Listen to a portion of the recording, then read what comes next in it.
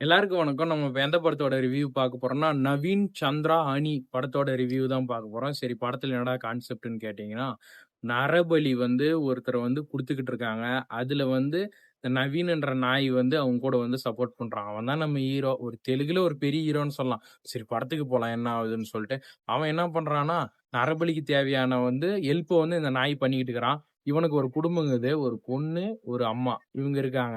இவங்களுக்கு தெரியாது இந்த வேலைய ஒரு நாள் பண்ணிக்கிட்டு வரோம். ஒரு நாள் வீட்டுக்கே இந்த மாரி வேலைய பண்றதுக்கு வந்துட்டான். அப்புறம் என்ன நடக்குதுன்னா, அந்த வீட்ல வேலை செய்ய போற வேலைக்காரி கூட இவங்க வந்து ஒரு செக்ஸ் வச்சுக்கிறான். அப்ப வச்சுக்கும்போது அவங்க குழந்தையான இது வந்து அவங்க குழந்தை வந்து பாத்துருது. அடுத்து என்னடா நடக்குதுன்னா, அந்த குழந்தைய கொல்றதுக்கு வந்து இவன் ட்ரை பண்ணி வரான். அப்புறம் வந்து அந்த குழந்தையும், அவங்களுடைய மனைவியுமே வந்து இவன் நரபலி குடுக்குறானா, என்ன பண்றான்? அப்படின்னு சொல்லிட்டு படம் சீன் பை சீன் மூவ் ஆகுது. அடுத்து என்னடா நடக்குதுன்னு பாத்தீங்கன்னா, படத்துல முழுக்க முழுக்கவே இவன் வந்து உண்மையா சைக்கோவா? இல்ல அவனுக்கு புடிச்சு தான் பண்றானா?